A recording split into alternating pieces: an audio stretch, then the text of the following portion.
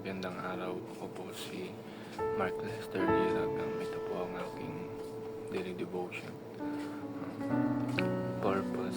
Live out your purpose na tinalakay po ni Pastor Russell Ocampo sa 365 ang daily devotion. Bible verse po ngayong araw ay galing sa Ephesians chapter 2 verse 10. Ang sabi po dito ay, "For we are God's handiwork, created in Christ Jesus to do good works which God prepared in advance for us to do." Sabi po dito, tayo po ay gawa ng Diyos at tayo ay inilikha ng Diyos upang gumawa ng mabuti. Tayo po ay prepare na ng Diyos na in advance na gumawa ng mabuti. Ang unang katuruan nga ngayong araw ay we are God's masterpiece created in Christ. Tayo ay galing sa lahi ng makasalanan. Lahi ni Adan. Galing tayo sa lahi ni Adan. Pero ngayon ay nilikha tayo sa pamamagitan ni Jesus. Paano tayo naging bagong nilalang?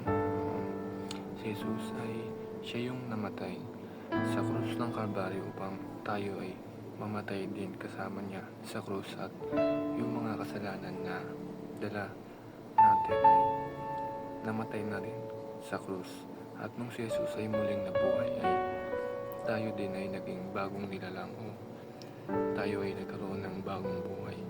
At kaya ang lahat ng nakipag-isa kay Kristo ay naging bagong nilalang na din.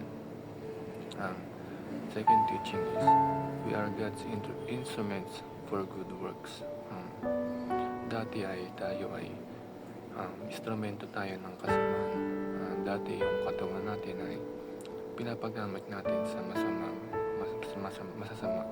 masamang bagay, pero ngayon tayo ay bagong nilalang na tayo ay instrumento ng Diyos upang gumawa ng mabuti, at nagpapagamit na tayo sa Panginoon upang magpakalat ng mabuting balita.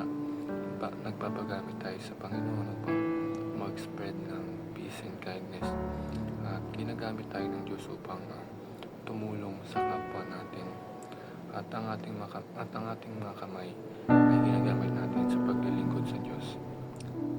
Ang third teaching is we are God's missionaries for redemption.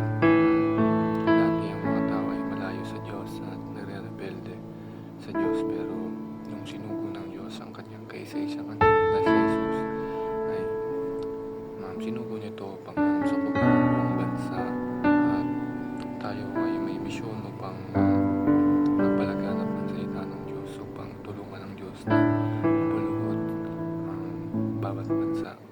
At pagdating ng paghuhukom o huling pagbabalik ni Jesus ay lahat tayo ay ligtas na, tayong mga sumusunod sa Panginoon. Realizations ko sa devotion ngayong araw ay gawin natin yung purpose na binigay ng Diyos sa atin, which is yung magpalaganap ng salita ng Diyos at maghikayat na bumalik sa pagmamahal ng Diyos. Yun lamang po.